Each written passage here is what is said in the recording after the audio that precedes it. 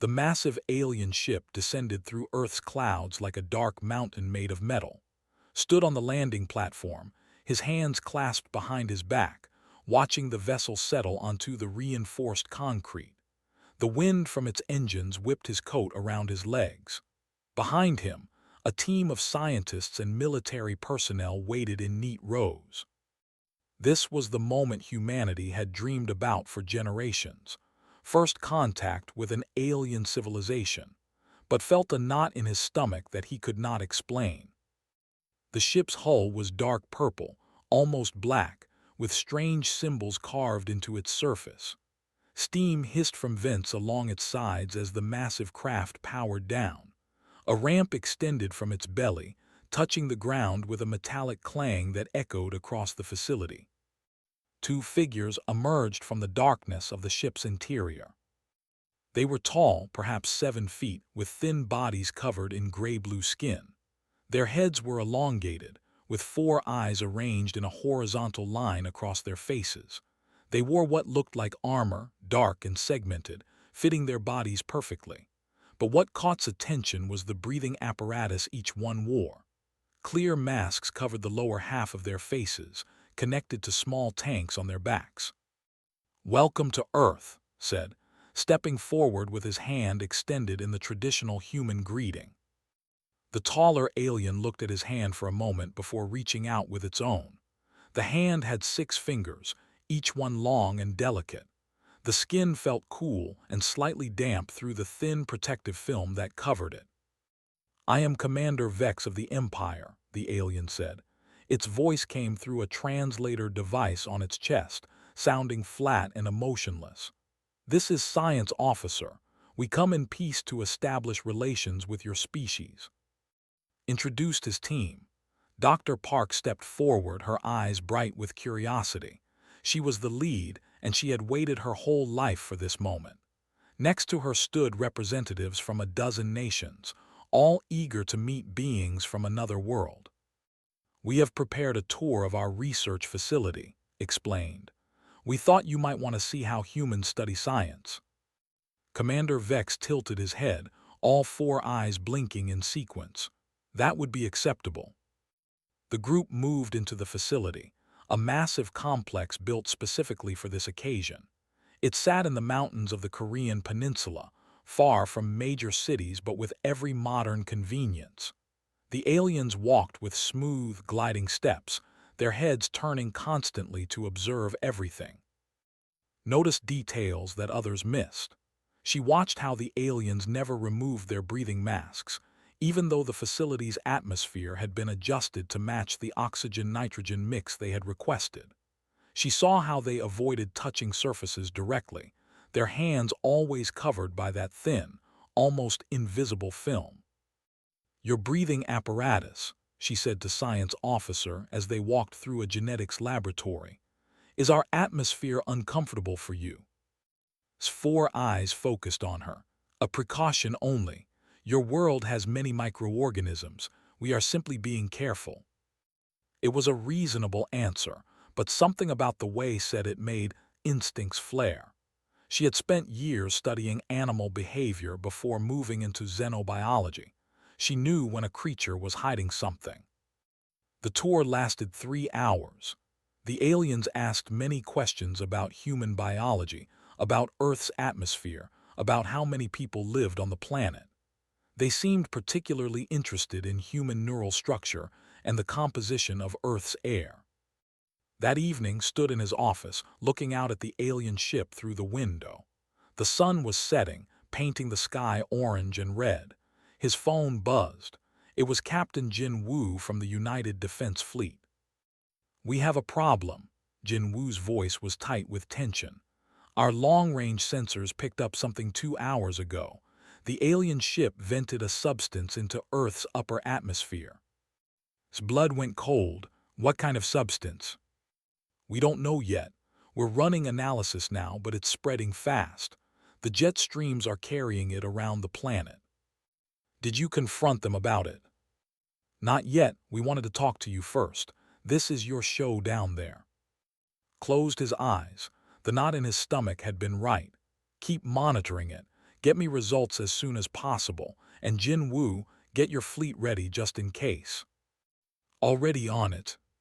Found in her temporary lab, studying tissue samples the aliens had provided. She looked up when he entered, immediately reading his expression. "What happened?" she asked. He told her everything. Her face went pale. "The breathing masks," she said suddenly, "and the protective film on their skin. They're not protecting themselves from our microorganisms. They're protecting themselves from something in our atmosphere. Something they put there. Maybe, or something they're planning to put there." She stood up, knocking over her chair in her haste. "We need to run atmospheric tests, full spectrum analysis. If they release something, we need to know what it is." Nodded. "I'll authorize it. Use whatever resources you need." He returned to his quarters late that night, his mind racing. The facility was quiet, most people asleep. Tomorrow, they were scheduled to host a formal dinner with the aliens, a celebration of friendship between species. But friendship required trust, and trust was evaporating like morning dew. His computer chimed with an incoming message. It was from Doctor, the atmospheric scientist on his team. The message had just 2 words and an attachment. "Confirmed toxin."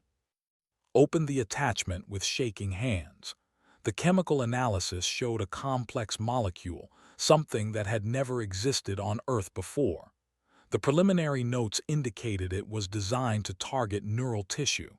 In high concentrations, it would be lethal.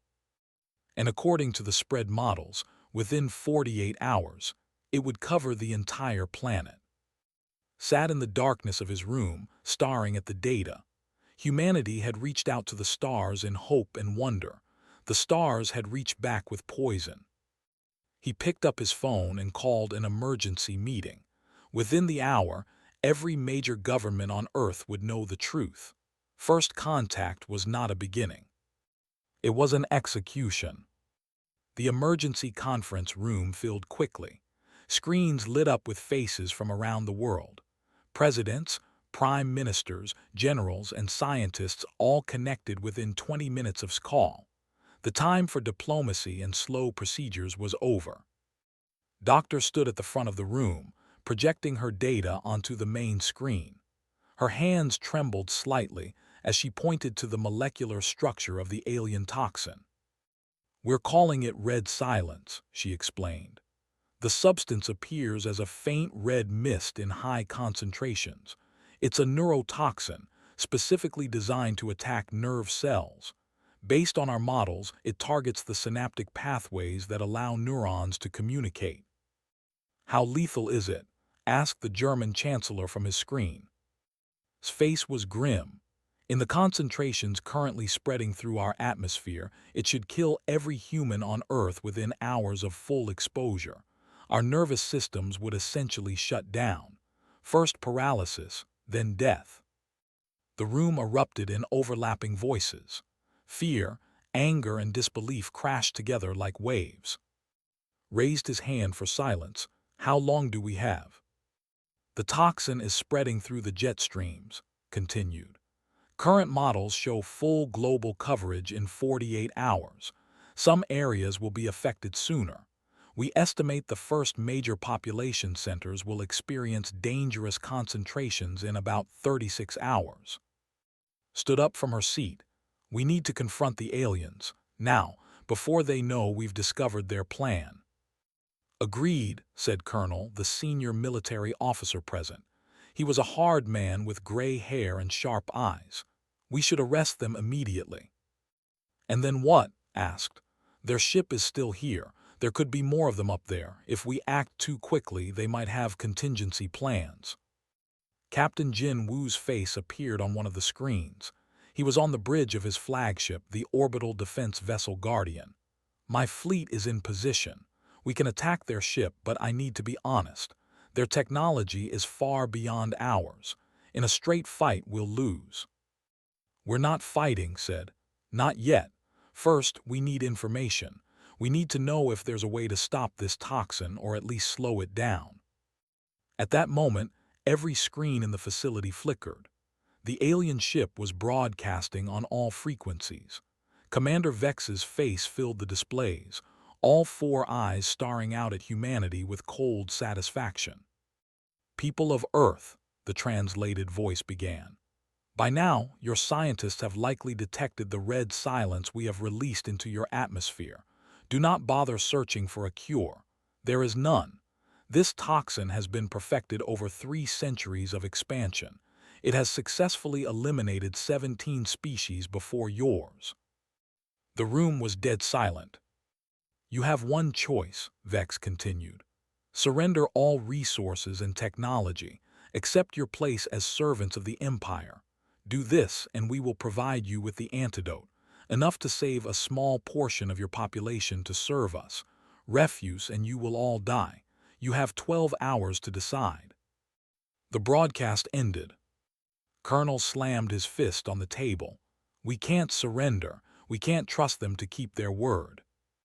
"But can we risk everyone?" asked a voice from one of the international screens. "If there's even a chance the antidote is real." "They're lying," interrupted. She was staring at her tablet, her mind working rapidly. "Think about it. They wore breathing masks the entire time they were here. They wore protective skin films. They were terrified of being exposed to their own weapon." "So," someone asked.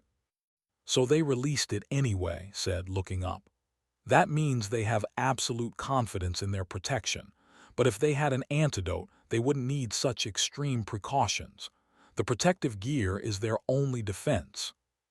Saw where she was going. "You think there is no antidote?"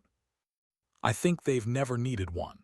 Every species they've used this on died before they could develop resistance. They just wait in orbit until the planet is dead, then they land and take whatever they want." The implications settled over the room like a heavy blanket. "Then we're already dead," someone said quietly. "No," stood up, his voice firm. "We're not dead until we stop breathing. I want every scientist on Earth working on this. Find out everything you can about this toxin, how it works, what it targets, if there's any way to neutralize it." Said gently, "We have less than 2 days. Developing a cure for an alien neurotoxin in that time is impossible." "Then don't develop a cure. Find a weakness. Find something, anything." Colonel approached. "What about evacuation? Underground bunkers. We have facilities that could save some people." "Do it," ordered. "Get essential personnel to bunkers immediately. Scientists, engineers, medical staff. People will need to rebuild if somehow we survive this." "What about the aliens?" Jinwoo asked from his screen. "My fleet is ready to attack on your order." Looked at the image of the ship on the monitor. It sat on the landing platform like a dark cathedral, arrogant and immobile. "Not yet," he said. "If we attack now and fail, we lose our only leverage. They think we're panicking. Let them think that. It might buy us time." The meeting continued for another hour, splitting into task forces. One group would handle evacuation. Another would coordinate global scientific efforts. A third would maintain contact with the, pretending to consider surrender while gathering any information they could. Found in the corridor afterward, she was leaning against the wall, her eyes closed. "Are you okay?" he asked. She opened her eyes. They were wet with unshed tears. "I spent my whole life dreaming of meeting aliens. I wanted to learn from them, to share knowledge, to prove that intelligence could bridge any gap." She laughed bitterly. "Instead, they came to exterminate us like insects. We're not dead yet. I ran the numbers. Even if every lab on Earth works together, the chances of finding a solution in time are nearly zero." He put his hand on her shoulder. "Nearly zero is not zero." An aide rushed up to them, out of breath. "Sir, the bunker transports are ready. You need to get to the evacuation point now." Nodded. "Go ahead, I'll be there soon." But as the aide left, had no intention of going to a bunker. If humanity was going to die, he would face it with his people, not hiding underground while the world ended above. Seemed to read his thoughts. "I'm not going either," she said. If I only have 2 days left, I want to spend them in my lab. Maybe I'll find something, probably not, but at least I'll die trying. They walked together through the facility. Outside the windows, the sky was darkening. Night was falling. Tomorrow, the red silence would start reaching ground level in populated areas. And humanity would discover if it was truly the end, or if the human species had one more surprise left for an arrogant universe. 36 hours had passed since the ultimatum. Red silence was now visible in the upper atmosphere over major cities, a faint crimson haze that caught the sunlight. People around the world looked up at their own death sentence hanging in the sky. Had not slept. Her lab was a chaos of equipment, samples, and data screens. Dr. Han, a chemist she had worked with for years, was equally exhausted. They had been running tests nonstop, trying to understand how red silence attacked neural tissue. "It's brilliant in a horrible way," said, staring at the molecular model on her screen. "It mimics a natural neurotransmitter, so it gets past all the body's defenses. Then it locks onto the receptor sites and prevents real neurotransmitters from connecting. The neurons can't communicate. Everything shuts down." Rubbed her eyes, "And we can't block it. Not in the time we have. We'd need to develop a completely new class of drugs, test them, produce them in massive quantities." Trailed off. The impossibility of it was crushing. Outside the lab, could hear the sounds of the facility preparing for the end. Most non-essential personnel had been evacuated to bunkers deep underground. Those who remained were either scientists working on the problem or military personnel guarding the facility. Walked to the window. The sky was definitely redder now. The concentration was increasing. She said suddenly, "What if we're looking at this wrong?" "What do you mean?" "We've been trying to find a way to stop the toxin from working. But what if we should be asking why it works in the first place?" Frowned. "It works because it targets neural pathways. We've mapped that." "But it targets specific neural pathways. They said they've used this on 17 other species. That means it worked on 17 different alien biologies. How is that possible?" "Convergent evolution," suggested. "Maybe neural systems develop along similar lines across different planets." Was packing now, her mind racing. Or maybe they designed it to target the most common neural architecture, the pathways that evolved in most intelligent species. "Okay, but what does that help us?" Turned to face her friend. "What if human neural pathways are different? What if we evolved in a way that doesn't match the common pattern?" Looked skeptical. "That's a long shot, and even if it's true, how do we test it in time?" Stared at the red sky.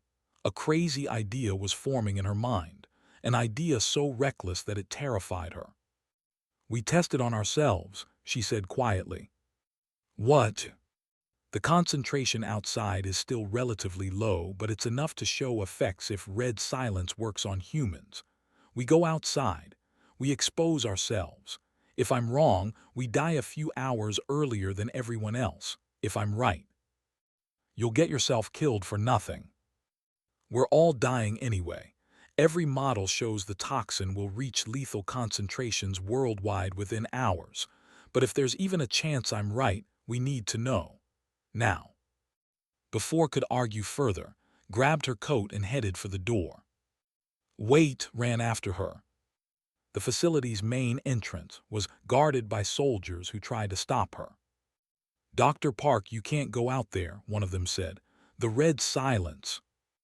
"I know exactly what's out there," said, "and I'm going out anyway. That's an order." The guard looked uncertain, but he stepped aside. Pushed open the door and stepped into the open air.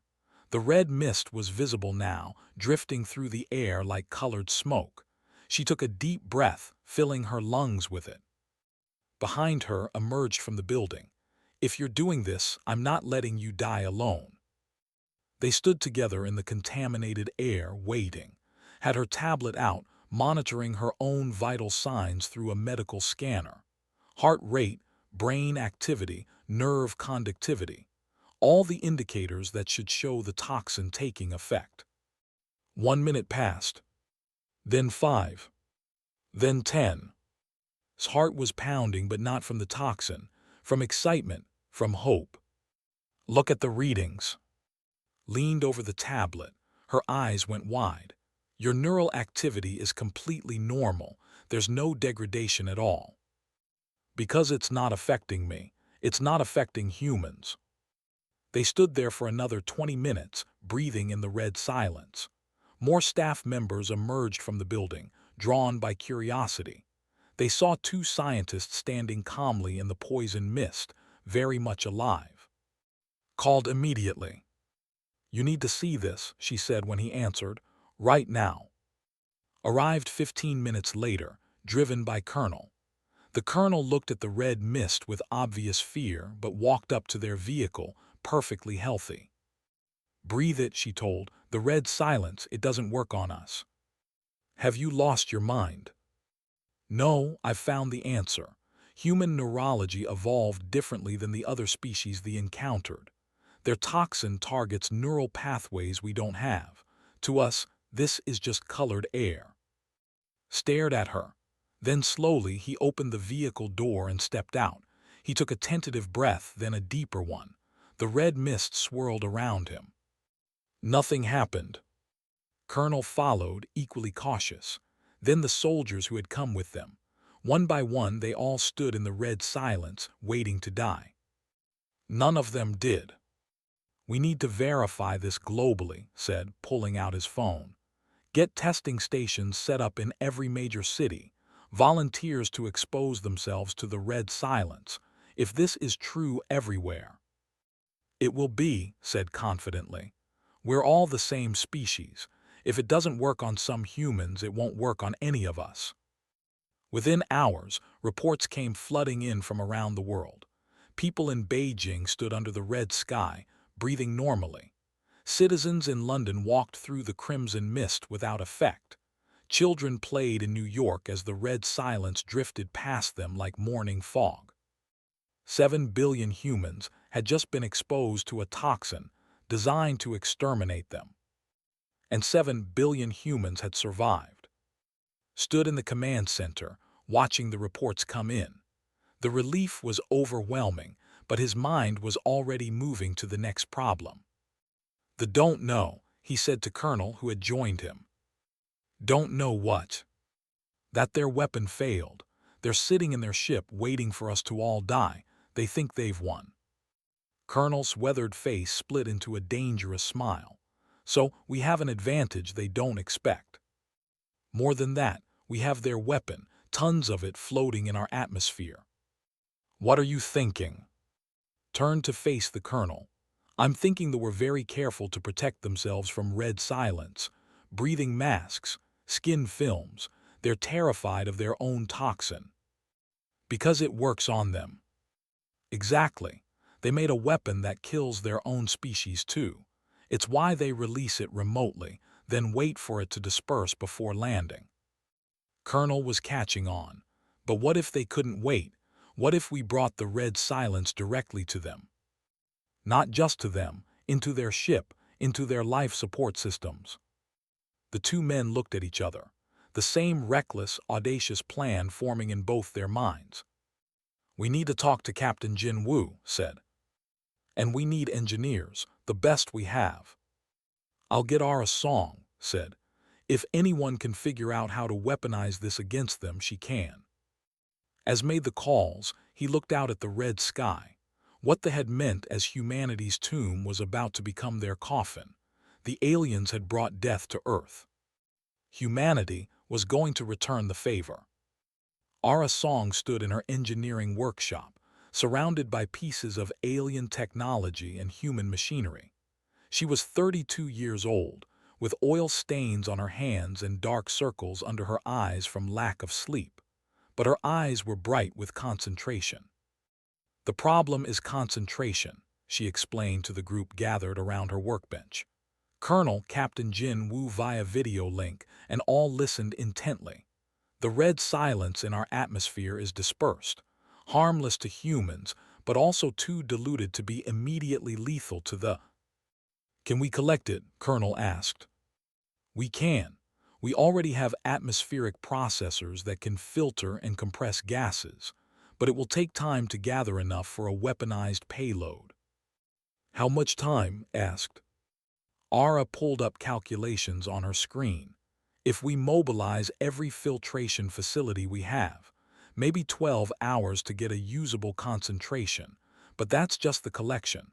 We also need delivery. Captain Jin Woo leaned forward on the video screen. The ship is sealed tight. Our scans show their hull is impenetrable to conventional weapons. How do we get the toxin inside? Had been examining technical readouts of the ship. Their life support system has to exchange air somehow. They can't keep recycling the same atmosphere forever. There must be intake vents. There are, Ara confirmed. We've mapped them, but they're protected by filters designed to screen out contaminants. Filters designed for their original atmosphere, said. They were breathing Earth's air before they released red silence. That means their filters are set up to process oxygen and nitrogen. But not to filter out red silence, Ara finished, understanding, because they never imagined it being used against them. Exactly. If we can deliver concentrated red silence to their intake vents, it should go straight into their ventilation system. Colonel pulled up a tactical display. The ship is on the ground, still guarded, but the crew thinks we're dying. Their guard will be down. We need to buy time, said. Make them think everything is going according to their plan. He thought for a moment, then picked up a secure phone. I'm going to contact Commander Vex. Tell him we want to discuss surrender terms. They won't believe you, Jin Woo said. They will if I sound desperate enough, and terrified. His face was grim, because that's what they expect. They've done this 17 times before. They know how prey acts when it's cornered. 2 hours later, stood in a communication room, his face projected on screens around the world. He was about to give the performance of his life. The connection to the ship opened. Commander Vex appeared, all 4 eyes gleaming with satisfaction. You wish to surrender? The alien asked. Let his voice shake. We've lost millions already. The red silence is killing people faster than we expected. Please, we need the antidote. The antidote will be provided only after full surrender. Transfer all governmental authority to control. Open your weapons facilities. Provide complete databases of all human knowledge. How do we know you'll keep your word? Vex's expression was difficult to read, but thought he detected amusement. You don't, but you have no choice. Every hour you delay, more of your people die. I need time, said, injecting panic into his voice. The governments need to coordinate. 24 hours, please. You have 12 hours, Vex said coldly. After that, we will assume you have chosen extinction. The transmission ended. Colonel had watched the whole exchange. You should be an actor. I was terrified it wouldn't work. It worked. Now we have 12 hours to make this plan succeed. Across Earth, the operation began. Every atmospheric processor that could be mobilized went into action. The red mist was collected, compressed, and condensed into its pure, lethal form. Scientists monitored the concentration levels, ensuring it would be strong enough to kill quickly. Ara and her team worked on the delivery mechanism. They designed special canisters that could be attached to the ship's intake vents. Once activated, they would flood the ship's ventilation system with concentrated red silence. The challenge is getting to the ship without being detected, Ara explained to Colonel. Their sensors are advanced. They'll spot any conventional approach. What about unconventional approaches? We captured some of their equipment when they first landed, including security codes and access protocols.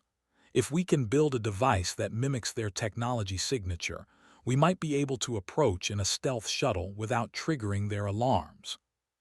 Lieutenant, one of Colonel's most skilled operatives, volunteered to lead the infiltration team. She was 28, small and quick, with a reputation for completing impossible missions. "I'll need 2 others," she told the colonel. "People who can work fast and stay calm under pressure." They selected 2 engineers who had military training. The 3 of them studied the ship's schematics until they could navigate it in their sleep. 8 hours after his conversation with Vex, the payload was ready. 6 canisters, each containing enough concentrated red silence to kill everyone on the ship 10 times over. The stealth shuttle was an experimental craft, never tested in actual combat. It used electromagnetic dampening to reduce its sensor signature. With the codes that Aura had programmed into it, it would hopefully register as just background noise to the alien ship's security systems. And her team loaded the canisters into the shuttle. Colonel came to see them off. "If this doesn't work," he said quietly to, "Jin Wu's fleet will attack. It will be a suicide mission, but we'll damage them as much as we can." "It will work," said with confidence she didn't entirely feel. The shuttle launched just after midnight. It flew low and slow, approaching the ship from the side opposite the facility. The massive alien vessel sat dark and silent, its crew presumably celebrating their impending victory. Inside the shuttle monitored the sensor readings. "They're not reacting, the codes are working." They landed against the ship's hull, using magnetic clamps to secure their position. The intake vents were 50 meters away, accessible through an external maintenance corridor. "Suits on," ordered. They wore light armor and carried the canisters in specialized harnesses. One of the engineers, a young man named Min, worked on the hull access panel. "Security lock, but it's using the same code system. Give me 30 seconds." The panel opened with a soft hiss. They climbed into the maintenance corridor, a narrow tube lit by dim blue lights. It smelled strange, like ozone and something organic. Had given them precise directions. The main ventilation intake was at the center of the corridor. They crawled through the tight space, dragging the canisters behind them. "There," whispered Jin, the other engineer. The intake vent was a large circular opening, 2 meters across, with a fine mesh filter covering it. "That mesh will stop the canisters," Min observed. "We don't need to get past it," said. "We just need to attach the canisters to it and let them release their payload. The ventilation will pull the gas through." They worked quickly, magnetic clamps securing each canister to the mesh filter. Jin wired them all together, creating a simultaneous detonation system. "Ready," he whispered. Held the detonator. One click would activate the canisters. The red silence would flood into the ship's ventilation system within seconds. "For Earth," she said quietly and pressed the button. The canisters hissed as they released their contents. Concentrated red gas poured through the mesh filter, sucked into the ship by the ventilation fans. "Go, go, go," ordered. They scrambled back through the maintenance corridor. Behind them they could hear sounds from inside the ship, alarms, shouting in an alien language. They reached the shuttle and threw themselves inside. Min sealed the hatch and fired the engines immediately, not caring about stealth anymore. As they pulled away from the ship, they could see chaos through its windows, figures moving frantically, lights flickering. "Shuttle to command," transmitted. "Payload delivered, we're clear." In the command center, received the message. He looked at Colonel, at everyone who had worked on this desperate plan. "Now we wait," he said. They didn't have to wait long.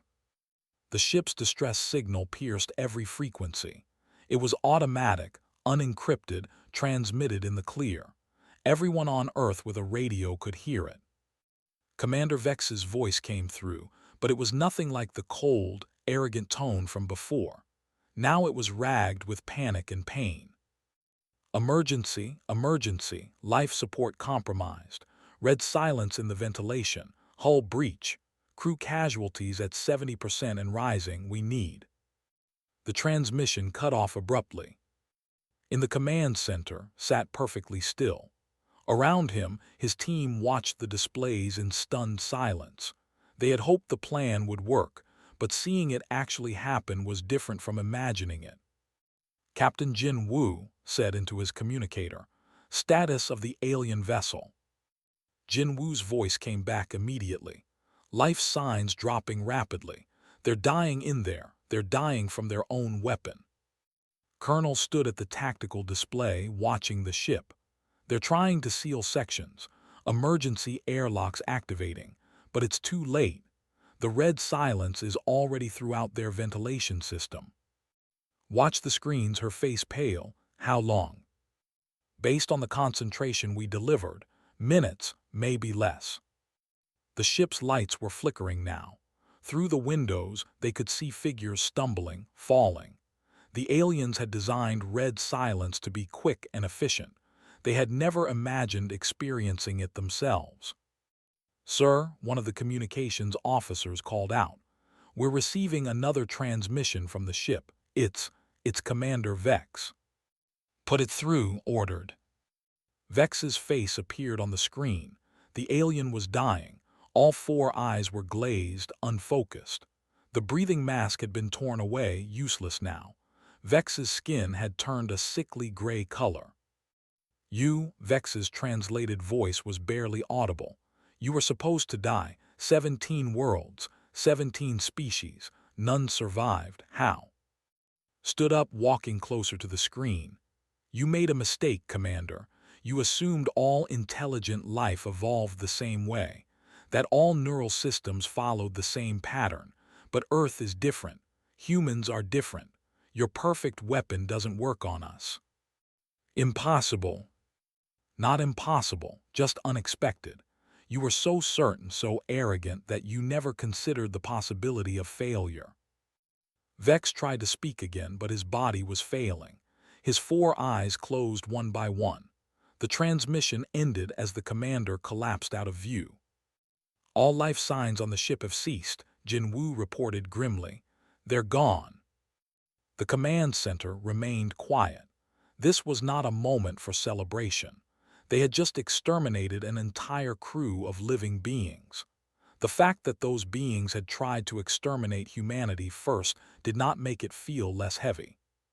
"Colonel," said quietly, "secure the ship. Send in containment teams. I want every piece of technology documented and analyzed, and I want to know if there are any survivors. And if there are, medical treatment, custody, we're not them." The containment teams found 3 still alive, barely. They had been in a sealed section when the red silence hit, protected by their emergency breathing apparatus. Human medics stabilized them, though the aliens seemed bewildered by this treatment. One of them, science officer, spoke through a translator. "Why save us? We came to kill you." The human doctor treating him, an older woman named Dr. Sunmi, adjusted his breathing tube. "Because that's what humans do. We have a saying. We judge ourselves not by how we treat our friends, but by how we treat our enemies." Stood on the landing platform the next morning, looking at the ship. It was dead now, a monument to alien arrogance and human survival. The red mist of the red silence was beginning to dissipate from Earth's atmosphere, carried away by winds and broken down by sunlight. Captain Jin Woo arrived in a shuttle from orbit. He walked up to, and the two men shook hands. "The Galactic Council has been trying to contact us," Jin Woo said. "Seems the ship sent out that distress signal to everyone in range before it died. The whole galaxy knows what happened here." "Good," said, "let them know." "There's more. The Council wants to establish formal relations. They're calling it a diplomatic priority." "I bet they are. They just learned that humanity can't be exterminated as easily as they thought." Joined them carrying a data tablet. "I've been analyzing the technology. Their computers had logs. The 17 species they mentioned. They weren't all military conquests. Some were peaceful first contacts just like ours. They used red silence on all of them. Serial killers on a galactic scale," Jin Woo said with disgust. "There's something else," continued. They weren't working alone. They were part of a larger empire structure. There are more of them out there. Absorbed this information. Then we need to make sure the galaxy understands what happens when someone tries to genocide humanity. You want to send a message. I want to send the message. 2 days later, stood in front of cameras broadcasting to every nation on Earth and, via the ship's transmitter, to the entire Galactic Council. People of Earth and beings of the Galactic Council, he began. A week ago, we welcomed them to our world in peace. We offered friendship and cooperation. In return, they tried to exterminate us. They released a neurotoxin into our atmosphere designed to kill every human on the planet. He paused, letting that sink in. They failed. The red silence, as we call it, does not affect human biology. We are immune to their weapon, but they were not immune to their own creation. They came to Earth confident in their superiority, certain that they would add humanity to their list of extinct species. Instead, they became victims of their own arrogance. Behind him, the image changed to show the ship. To the Galactic Council and any others who might be watching, humanity is not prey. We are not a primitive species to be harvested or exterminated. We are not easy victims. What they brought to Earth has been returned to them with interest. Let this serve as your only warning. We want peace. We want cooperation. We want to join the galactic community as equals. But if you come to Earth with thoughts of conquest or genocide, you will learn what they learned. Humanity does not kneel. He gestured to who stepped forward with 3 survivors. They stood before the cameras, healthy and well-treated. These are the survivors from the crew, continued. We could have let them die. We could have executed them for what they tried to do. Instead, we saved them. We gave them medical care, because that is who humans are. We defend ourselves fiercely, but we do not murder the helpless. We are capable of great violence when threatened, but we choose mercy when we can. One of the surviving stepped forward. The alien spoke through a translator, its voice uncertain. I watched 17 species die, said. I helped calculate the concentrations needed to kill them. I believed them inferior, worthy only of extinction or servitude. But humans are different. They defeated us with our own weapon, then saved us when they could have killed us. I do not understand this species, but I know now that we were wrong to attack them. The broadcast ended. In the weeks that followed, Earth received hundreds of messages from across the galaxy. Some were threats. Some were offers of alliance. Most were simply requests for information, for understanding. Humanity had announced itself to the universe in a way no one could ignore. Stood with his team on the facility roof one evening, watching the sunset. The sky was clear now, no trace of red in the air. Jin Wu, Colonel, Ara, and all stood together, the people who had saved their species. What happens now? Ara asked. Now we prepare, said. They weren't alone, others might come, we need to be ready. But we also need to reach out, added. Not every alien species is like there are civilizations out there that might actually want peace. We'll do both, Jin Wu said. Build weapons and build bridges, prepare for war and work for peace. Colonel smiled slightly. Classic human contradiction. Classic human survival, corrected. They stood together as the sun set on a new chapter of human history. The galaxy had learned a hard lesson about Earth. Humanity was not the prey they expected. The aliens had panicked when humans released their own gas against them. They had learned, too late, that humanity's greatest strength was not physical immunity to poisons, but the mental agility to turn any weapon back on its creator. Earth had been threatened with extinction and had survived. And the universe would never underestimate humanity again.